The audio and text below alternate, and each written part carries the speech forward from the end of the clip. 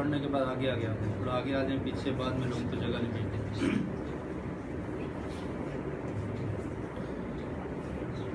ان الحمد للہ نحمده ونستعینه ونستغفره ونعوذ باللہ من شرور انفسنا ومن سیئات اعمالنا، من يهده الله فلا مضل له ومن يضلل فلا هادي له، واشهد ان لا اله الا الله وحده لا شريك له، واشهد ان محمدا عبده ورسوله صلى الله عليه وعلى آله وصحبه وسلم تسليما كثيرا۔ يا أيها الذين آمنوا اتقوا الله حق تقاته ولا تموتن إلا وأنتم مسلمون۔ يا أيها الناس اتقوا ربكم الذي خلقكم من نفس واحدة وخلق منها زوجها وبث منهما رجالا كثيرا ونساء، واتقوا الله الذي تساءلون به والأرحام إن الله كان عليكم رقيبا۔ يا أيها الناس اعبدوا ربكم الذي خلقكم من نفس واحدة وخلق منها زوجها وبث منهما رجالا كثيرا ونساء، واتقوا الله الذي تساءلون به والأرحام إن الله كان عليكم رقيبا۔ يا أيها الذين آمنوا اتقوا الله وقولوا قولا سديدا يصلح لكم أعمالكم ويغفر لكم ذنوبكم، ومن يطع الله ورسوله فقد فاز فوزا عظيما۔ أما بعد فإن خير الحديث كتاب الله، وخير الهدي هدي محمد صلى الله عليه وسلم، وشر الأمور محدثاتها، وكل محدثة بدعة، وكل بدعة ضلالة، وكل ضلالة في النار۔ قال الله تعالى في القرآن المجيد والفرقان الحميد: أعوذ بالله السميع العليم من الشيطان الرجيم، قل إن كنتم تحبون الله فاتبعوني يحببكم الله ويغفر لكم ذنوبكم والله غفور رحيم۔ حمد و ثنا کے لائق اللہ وحدہ لا شریک، خالق ارض و سما، مالک کائنات، بے شمار لاتعداد درود و سلام نبی مکرم آقا دو جہاں سرور کونین امام الانبیاء والمرسلین رحمت للعالمین جناب محمد الرسول اللہ صلی اللہ علیہ وسلم کی ذات پر مختصر حمد و صلات کے بعد، اللہ رب العالمین نے دنیا میں جو ادیان بھیجے ہیں ان تمام ادیان میں سے سب سے افضل اور اعلیٰ دین اور باقی اور ہمیشہ رہنے والا دین، قیامت تک رہنے والا دین، وہ دین اسلام ہے، اور یہ دین مکمل اور کمپلیٹ ہے۔ اللہ رب العالمین نے اس کو مکمل کر دیا۔ جبریل امین کے ذریعے نبی مکرم صلی اللہ علیہ وسلم کے قلب اطہر پر وحی کا نزول ہوتا رہا، اور نبی مکرم صلی اللہ علیہ وسلم کی وفات پر یہ وحی کا نزول ختم ہوا اور دین بھی مکمل ہو گیا۔ اب اس دین میں نہ ہی کوئی اضافہ کیا جا سکتا ہے اور نہ ہی اس میں کوئی کمی کی جا سکتی ہے۔ جتنے بھی دینی امور تھے، دینی معاملات تھے، ان کے بارے میں ہمیں قرآن و سنت میں آگاہی ملتی ہے، اور نبی مکرم صلی اللہ علیہ وسلم وہ ہمیں بتا کر گئے ہیں۔ اگر کوئی انسان اس دین میں کوئی نئی چیز اپنی طرف سے ایجاد کرنے کی کوشش کرے، یا کوئی نئی چیز اس میں داخل کرنے کی کوشش کرے، یا دین کے جو معاملات ہیں، عبادات ہیں، ان میں کسی چیز کو کمی کرے، تو وہ مجرم ہے، وہ جرم کرتا ہے، وہ گناہ کرتا ہے۔ اور دین میں اضافہ کرنا یہ قطعاً شریعت اسلامیہ میں برداشت نہیں ہے۔ نبی مکرم صلی اللہ علیہ وسلم کا ارشاد ہے: من احدث فی امرنا ھذا ما لیس منہ فہو رد، کہ جو انسان بھی کوئی نئی چیز ایجاد کرتا ہے جو ہم نے نہیں کہی یا جو ہماری شریعت میں موجود نہیں ہے، تو وہ رد ہو جائے گی، وہ اللہ کے ہاں قابل قبول نہیں ہے، بلکہ اللہ تعالیٰ اسے ریجیکٹ کر دیتے ہیں، اسے رد کر دیتے ہیں۔ وہ چیز عبادت میں ہو، کوئی انسان عبادت سمجھ کے کرے تب بھی غلط ہے، اور اگر دین میں عبادت سمجھ کے نہ کرے، ویسے ہی دین میں شامل کرنے کی کوشش کرے، تو تب بھی غلط ہے۔ صحیح بخاری میں حدیث نمبر ہے 5063، حضرت انس بن مالک رضی اللہ تعالیٰ عنہ روایت کرتے ہیں: جاء ثلاث رہط الى بیوت ازواج النبی صلی اللہ علیہ وسلم یسألون عن عبادت النبی صلی اللہ علیہ وسلم فلما اخبروا كأنهم تقالوها۔ انس بن مالک کہتے ہیں کہ 3 لوگ نبی مکرم صلی اللہ علیہ وسلم کی ازواج کے پاس، امہات المومنین کے پاس آئے اور آ کر آقا علیہ السلام کی عبادت کے متعلق سوال کیا کہ پیارے رسول صلی اللہ علیہ وسلم کی عبادت کیسی ہے، آپ پوشیدہ جو عبادت کرتے ہیں، جو گھر میں عبادت کرتے ہیں، وہ کیسی عبادت ہے، اس کے بارے میں ہمیں بتایا جائے۔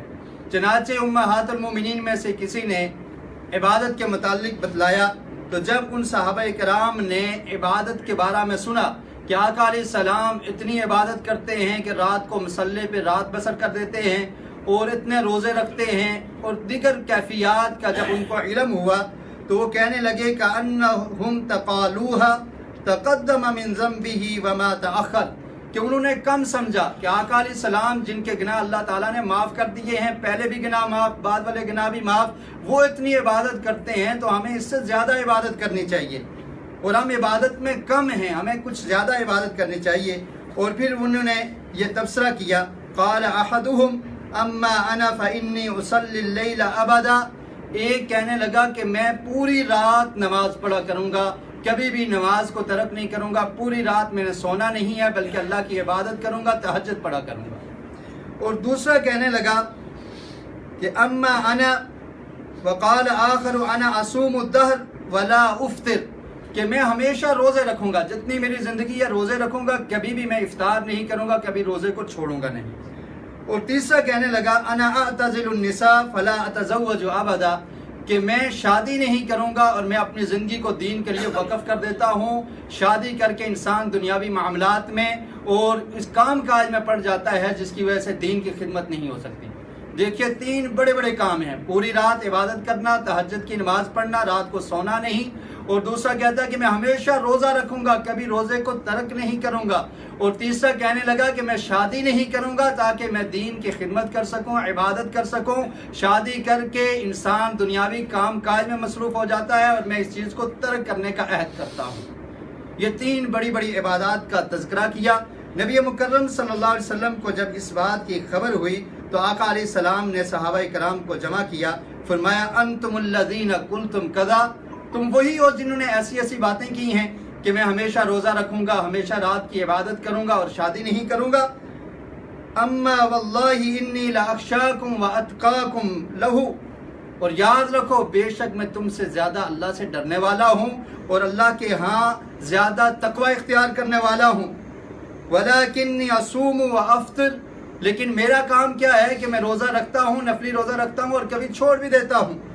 وأصلی، اور رات کو نماز بھی پڑھتا ہوں، اور وأرقد، سوتا بھی ہوں، وأتزوج النساء، اور میں نے شادی بھی کر رکھی ہے۔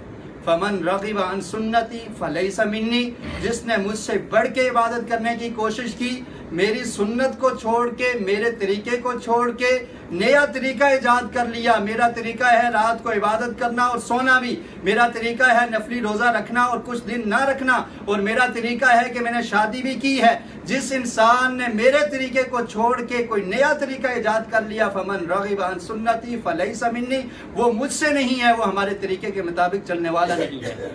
تو اس سے یہ ثابت ہوتا ہے کہ انسان اگر کوئی نیک کام بھی کرنا چاہے تو اس میں بھی نبی مکرم صلی اللہ علیہ وسلم کی اتباع، آپ کی پیروی، آپ کی سنت کو سامنے رکھنا یہ ضروری ہے۔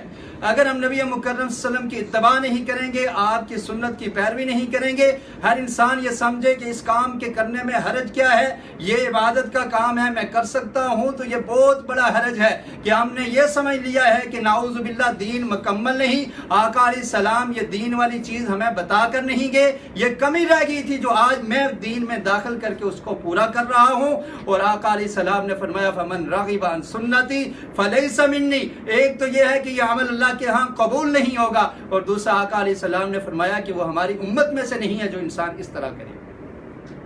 تو آقا علیہ السلام کی اتباع کرنا، آپ کی اطاعت کرنا ہر معاملے میں یہ ضروری ہے۔ اور اللہ رب العالمین نے قرآن مجید میں بھی ارشاد فرمایا قل ان کنتم تحبون اللہ فاتبعونی، کہ اگر تم اللہ سے محبت کا دعویٰ کرتے ہو فاتبعونی، تو نبی مکرم صلی اللہ علیہ وسلم کی اتباع کر لو، آپ کے طریقے کو اختیار کر لو، آپ کے طریقے کے مطابق چلنا شروع کر دو۔ اور اسی طرح سنن ابی داؤد میں حدیث ہے، حدیث کا نمبر ہے 4609، ارباز بن ساریہ بیان کرتے ہیں صلی بنا رسول اللہ صلی اللہ علیہ وسلم ذات یوم کہ اللہ کے رسول صلی اللہ علیہ وسلم نے ہمیں ایک دفعہ جماعت کرائی، نماز پڑھائی، ثم اقبل علینا فوعظنا موعظۃ بلیغۃ ذرفت منہ العیون ووجلت منہ القلوب۔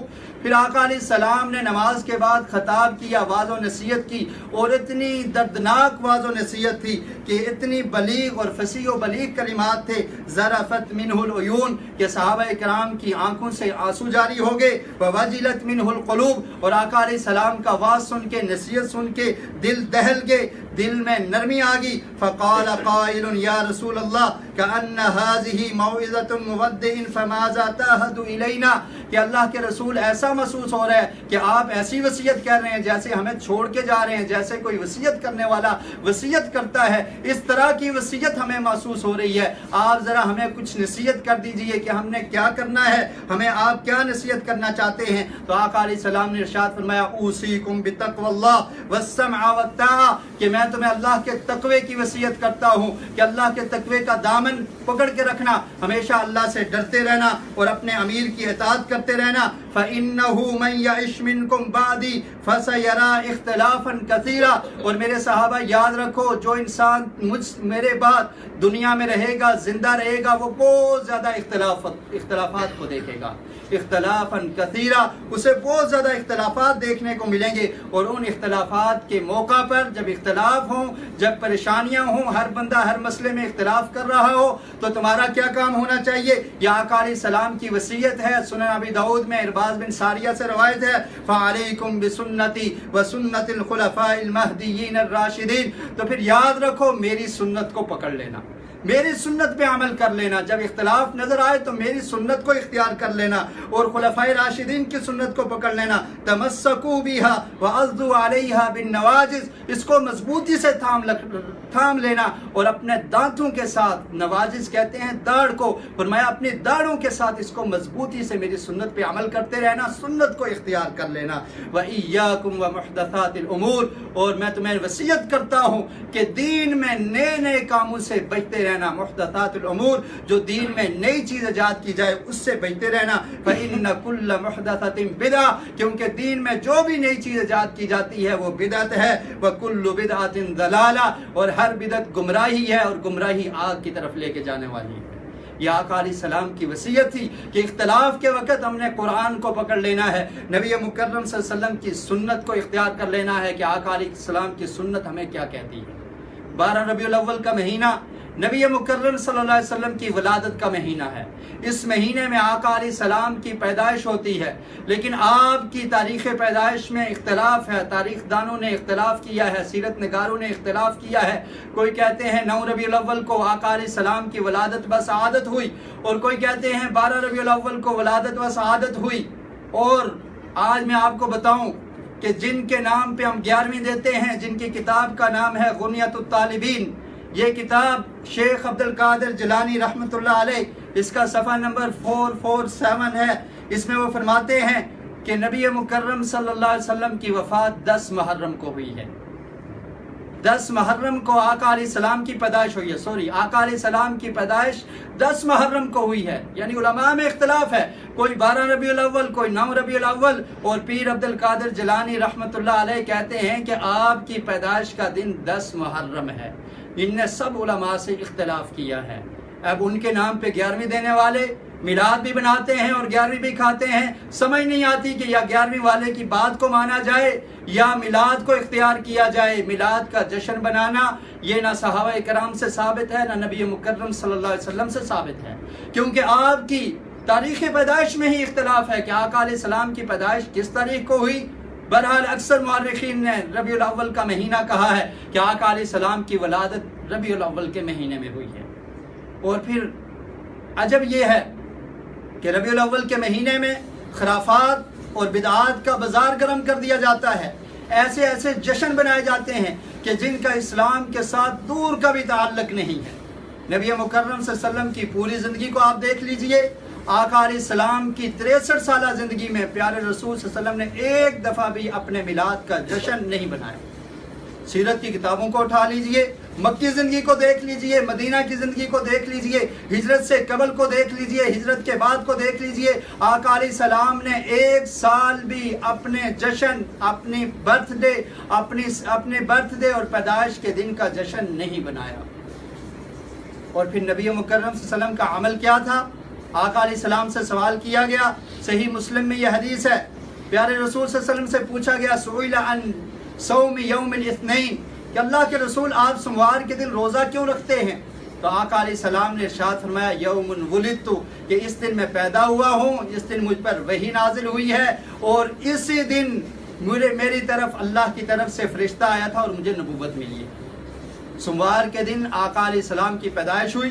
اس دن میں اتفاق ہے کہ آقا علیہ السلام کی پیدائش کا دن سوموار ہے، تاریخ میں اختلاف ہے، اور سوموار کے دن آقا علیہ السلام کا عمل کیا ہوتا تھا کہ آپ روزہ رکھا کرتے تھے۔ لیکن آج سال کے بعد 12 ربیع الاول کے مہینے میں کبھی ڈول اور کبھی ناچ اور گانا، کبھی گلیوں کو سجایا جاتا ہے، کبھی جلوس نکالے جاتے ہیں، اور اس طرح کی خرافات کی جاتی ہیں کہ مسلمان ان کو دیکھ کے شرما جاتے ہیں کہ کیا یہ کام اسلام میں موجود ہیں۔ اور پھر آپ دیکھ لیجئے صحابہ اکرام کی زندگی کو، نبی مکرم صلی اللہ علیہ وسلم کی وفات کے بعد حضرت ابوبکر صدیق رضی اللہ تعالیٰ عنہ خلیفہ بنتے ہیں۔ 11 ہجری ہے، 11 ہجری سے لے کے 13 ہجری تک 2 سال یہ دن حضرت ابوبکر صدیق رضی اللہ تعالیٰ عنہ کی خلافت میں آیا، اور آقا علیہ السلام حضرت ابوبکر صدیق رضی اللہ تعالیٰ عنہ نے ان 2 سالوں میں ایک دفعہ بھی یہ جشن نہیں بنایا۔ حضرت عمر فاروق رضی اللہ تعالیٰ عنہ کی خلافت کو دیکھ لیجئے، 13 ہجری سے لے کے 23 ہجری تک 10 سال کا لمبا عرصہ آپ نے خلافت کی، اور آپ خلافت پہ برآمد جان رہے، خلافت کرتے رہے، لیکن 10 یا 11 مرتبہ یہ دن آپ کی خلافت میں آیا، اور آپ رضی اللہ تعالیٰ عنہ نے ایک دفعہ بھی جشن عید میلاد النبی نہیں بنایا۔ اس کے بعد حضرت عثمان رضی اللہ تعالیٰ عنہ کی خلافت کو دیکھ لیجئے، 23 ہجری سے لے کر 35 ہجری تک یہ ایک 8-9 سال کا عرصہ، 12 سال کا عرصہ، اس عرصے میں یہ دن 12 مرتبہ آیا۔ لیکن حضرت عثمان جو نبی مکرم صلی اللہ علیہ وسلم سے محبت کرنے والے ہیں، جن کو ذی النورین کہا جاتا ہے، کیا ہماری محبت حضرت ابوبکر صدیق سے زیادہ ہے؟ کیا ہماری محبت حضرت عمر فاروق سے زیادہ ہے؟ کیا ہماری محبت حضرت عثمان غنی سے زیادہ ہے؟ 12 مرتبہ یہ دن ان کی خلافت میں آتا ہے، ایک دفعہ بھی ان نے صحابہ کو حکم نہیں دیا کہ مدینہ کی گلیوں میں چراغاں کر دو، یہ مدینہ کی گلیوں کو سجا دو، یہ ربیع الاول کا مہینہ ہے۔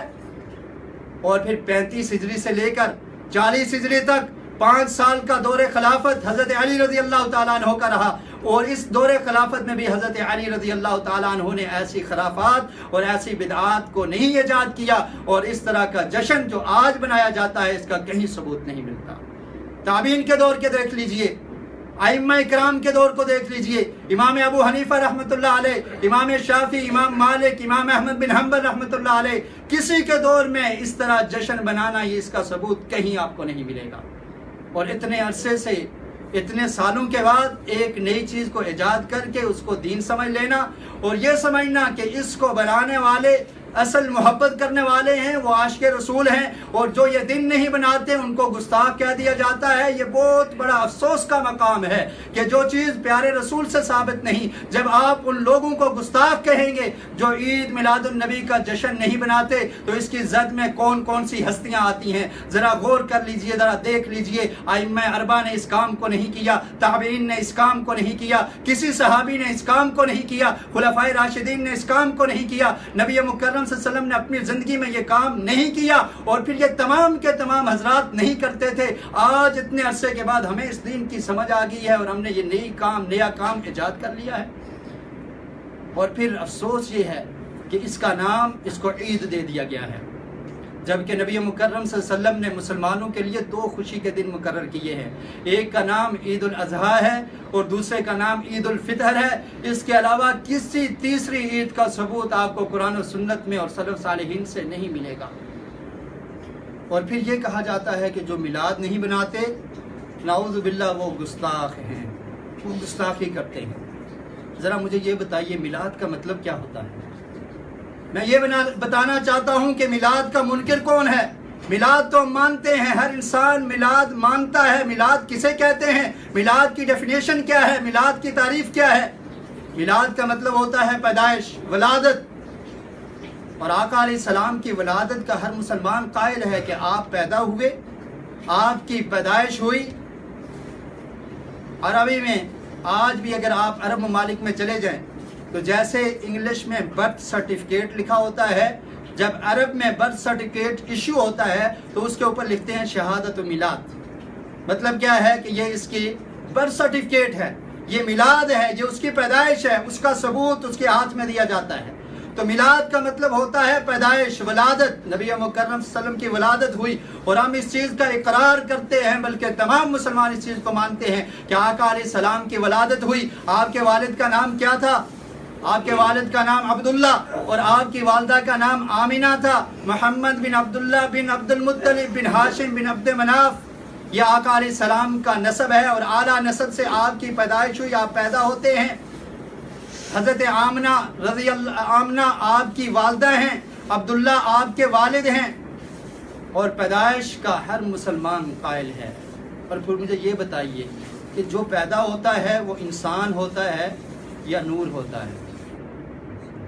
باپ عبداللہ، ماں آمنہ، اور پیدا ہونے والے محمد رسول اللہ نبی مکرم صلی اللہ علیہ وسلم، وہ انسان ہیں، انسانوں سے پیدا ہونے والا انسان اور بشر ہوتا ہے۔ ہمیں کہتے ہو میلاد نہیں مانتے، آپ تو کہتے ہیں کہ نبی مکرم صلی اللہ علیہ وسلم نور ہیں، نور کی پیدائش کیسے ہو سکتی ہے؟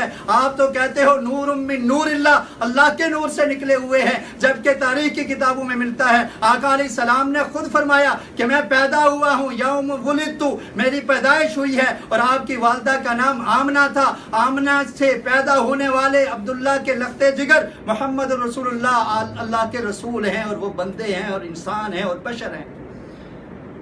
اور پھر پیدائش کے بعد نبی مکرم صلی اللہ علیہ وسلم کو دودھ پلایا جاتا ہے۔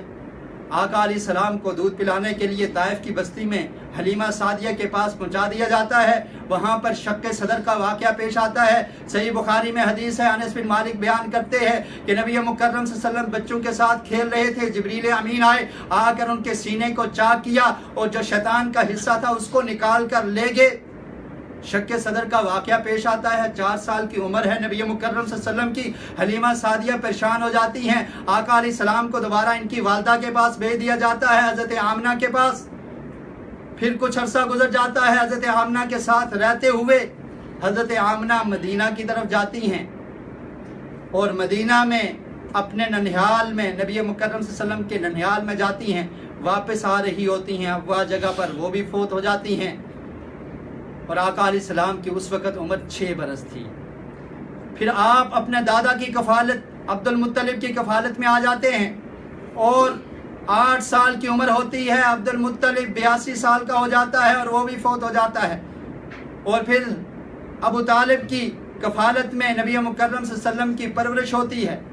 یہ سارا اگر آپ سلسلہ دیکھیں تو یہ انسانوں والا سلسلہ ہے، اور پھر رب کے قرآن نے بھی اس بات کی گواہی دی ہے۔ اللہ رب العالمین نے سورہ آل عمران میں ارشاد فرمایا، قُلْ إِنَّمَا أَنَا بَشَرٌ مِثْلُكُمْ يُوحَىٰ إِلَيَّ، کہ یاد رکھو اے نبی مکرم صلی اللہ علیہ وسلم، آپ کہہ دیجئے کہ میں بشر ہوں، میری طرف وحی کی جاتی ہے، میں انسان ہوں، میں بشر ہوں۔ اور پھر اسی طرح دیکھیے یہ سورہ کہف کی آیت نمبر 110 تھی جو میں نے آپ کے سامنے تلاوت کی، اور سورہ آل عمران میں اللہ رب العالمین نے ارشاد فرمایا، ما كان لبشر ان يؤتيه الله الكتاب والحكم والنبوة ثم يقول للناس كونوا عبادا لي من دون الله، کہ کسی بشر کے یہ لائق نہیں ہے، کسی بشر کے یہ لائق نہیں ہے ان يؤتيه الله الكتاب، کہ اللہ تعالیٰ اسے کتاب دیں، اسے حکم دیں، اسے نبوت دیں۔ کیا ثابت ہوا کہ بشر کو نبوت ملتی ہے، اسے کتاب ملتی ہے، اسے حکم ملتا ہے، اور اللہ کے رسول بھی بشر تھے اور تمام انبیاء بشر ہیں۔ اور اسی طرح صحیح مسلم کی حدیث ہے، حدیث کا نمبر ہے 2601، نبی مکرم صلی اللہ علیہ وسلم نے ارشاد فرمایا، حضرت ابو ہریرہ رضی اللہ تعالیٰ عنہ بیان کرتے ہیں، سمعت رسول اللہ صلی اللہ علیہ وسلم یقول اللہم انما محمد بشر، پیارے رسول صلی اللہ علیہ وسلم کی زبان اقدس سے سن لیجئے، آقا علیہ السلام نے فرمایا، حضرت ابو ہریرہ کہتے ہیں کہ میں نے پیارے رسول صلی اللہ علیہ وسلم کی زبان سے یہ الفاظ سنے، آپ نے فرمایا انما محمد بشر، سوائے اس کے نہیں محمد بشر ہیں، آپ انسان ہیں، یغضب کما یغضب البشر، جیسے انسان کو غصہ آتا ہے، آقا علیہ السلام نے فرمایا مجھے بھی غصہ آ جاتا ہے۔ اور پھر فرمایا وَإِنِّي قَدْ أَخَذْتُ عِنْدَكَ عَهْدًا، اللہ تعالیٰ میں تجھ سے وعدہ لیتا ہوں کہ اگر غصے کی حالت میں کبھی کسی کو تکلیف دے دوں تو اس کی وجہ سے اس کے گناہوں کو معاف کر دینا۔ تو اس سے بھی یہ ثابت ہوا کہ نبی مکرم صلی اللہ علیہ وسلم بشر ہیں۔ ادھر میلاد کا تذکرہ اور ادھر آپ صلی اللہ علیہ وسلم کے نور ہونے کے قائل قرآن مجید کی کتنی آیات کو ہم پہ سے پش ڈال دیتے ہیں۔ آقا علیہ السلام کی ولادت بسعادت 12 ربیع الاول کو ہوئی، تاریخ کی کتابوں میں لکھا ہوا ہے۔ ربیع الاول کا مہینہ تھا، اس کو ہم تسلیم کرتے ہیں، لیکن ربیع الاول کے دن اس طرح جلوس نکالنا اور جو جلوس نہیں نکالنے والے ان کو گستاخ کہنا، یہ بہت بڑے افسوس کی بات ہے اور بہت بڑی حماقت اور تعجب کی بات ہے کہ جب کہ آقا علیہ السلام کا یہ طریقہ ہی نہیں کہ آپ صلی اللہ علیہ وسلم نے اپنے برتھ ڈے کو بنایا ہو، بلکہ اسلام میں تو برتھ ڈے بنانا ہی درست نہیں، چاہے جائے کہ ہم نبی مکرم صلی اللہ علیہ وسلم کی سالگرہ اور سال کے بعد ایک دن بنا لیں، اور جب دین پر عمل کرنے کی باری آئے تو ہم آقا علیہ السلام کے فرامین کو چھوڑ دیں۔ داڑھی رکھنا یہ مشکل کام ہے، یہ ہم نہیں کر سکتے، یہ عاشق رسول سے نہیں ہو سکتا، یہ محبت کرنے والا اس کام کو نہیں کر سکتا۔ صبح کی نماز میں دیکھ لیجئے ایک یا 2 بندے ہوتے ہیں، باقی سارے محبت کرنے والے عشق کرنے والے سوئے رہتے ہیں، ان کو نیند سے پیار ہے، اللہ اور اللہ کے رسول سے پیار نہیں ہے۔ سودی کاروبار دیکھ لیجئے مسلمان کرتے ہیں، تجارت میں ملاوٹ کرتے ہیں، دھوکہ دیتے ہیں، جھوٹ بولتے ہیں، تمام تر خرافات جس سے اسلام نے روکا ہے، اسلام کی باتوں کو ہم نہیں مانتے، پیارے رسول صلی اللہ علیہ وسلم کے احکامات کو نہیں مانتے، اور صرف ربیع الاول کے مہینے میں ایک دن جلوس نکال کے ہم یہ ثابت کرنا چاہتے ہیں کہ ہم حقیقی معنوں میں محبت کرنے والے ہیں۔ یہ ہمارا دعویٰ جھوٹا ہے، یہ دعویٰ قطعاً سچا نہیں ہے۔ سچا محبت کرنے والا وہ ہوتا ہے جو آقا علیہ السلام کا پیروکار بن جائے، جو آپ کی اتباع کر لے، آپ کی سنت پہ عمل کر لے۔ صحیح بخاری کی حدیث سنتے جائیے، نبی مکرم صلی اللہ علیہ وسلم نے ارشاد فرمایا، حدیث کا نمبر ہے 7280، من اطاعنی دخل الجنہ۔ حضرت ابو ہریرہ بیان کرتے ہیں، کل امتی یدخلون الجنہ الا من ابا، کیا اللہ کے رسول نے فرمایا کہ تمام کی تمام امت جنت میں داخل ہوگی، الا من ابا، مگر جو جنت میں داخل ہونے سے انکار کر دے۔ قالوا یا رسول اللہ ومن یابا، اللہ کے رسول سے پوچھا گیا، صحابہ کرام نے سوال کیا، اللہ کے رسول جنت میں جانے سے کون انکار کرے گا؟ فرمایا میرے صحابہ یاد رکھو، من اطاعنی دخل الجنہ، جس نے میری اطاعت کی، میری فرمانبرداری کی۔ یہ نہیں کہا کہ 12 ربیع الاول کے ایک دن میں جشن نکال لیا، اس نے محبت کا دعویٰ پورا کر دیا۔ فرمایا من اطاعنی، جس نے میری اطاعت کی، زندگی کے تمام معاملات میں، تمام عبادات میں میرے احکامات کو مانتا رہا، داخل الجنہ، وہ جنت میں داخل ہو جائے گا۔ ومن عصانی فقد ابا، اور جس نے میری نافرمانی کی اس نے جنت میں جانے سے انکار کر دیا۔ اور پھر دیکھیے نبی مکرم صلی اللہ علیہ وسلم کا ارشاد ہے، سہل بن سعد الساعدی روایت کرتے ہیں، ہم کس لیے یہ جشن نہیں بناتے؟ کیا وجہ ہے؟ کس لیے ہم یہ کام نہیں کرتے؟ اللہ کی قسم دعوت فکر دینے جا رہا ہوں، ہمارے دل میں اللہ کا خوف موجود ہے، ہمیں ڈر لگتا ہے کہ کل قیامت کے دن نبی مکرم صلی اللہ علیہ وسلم کہیں ہمیں یہ نہ کہہ دے تمہیں کس نے جرت دی تھی کہ ہمارے دین میں اضافہ کرو، دین میں کوئی نئی چیز ایڈ کر لو، آج میرے پاس آئے ہو، پیچھے ہو جاؤ، میں تمہیں حوض کوثر سے پیچھے بھگاتا ہوں، تم پیچھے چلے جاؤ، اس وقت ہم کیا منہ دکھائیں گے؟ یہ ڈر لگتا ہے۔ اور صحیح بخاری کی حدیث ہے، حضرت سال بن سعد روایت کرتے ہیں، انی فرتکم علی الحوض من مر علی شرب، آقا علیہ السلام نے فرمایا کہ میں تم سے پہلے جا رہا ہوں اور حوض کوثر پہ تمہارا استقبال کروں گا، اور وہ پانی ایسا ہے ومن شرب لم یظمأ ابدا، جو ایک دفعہ پی لے گا اس کو کبھی پیاس نہیں لگے گی۔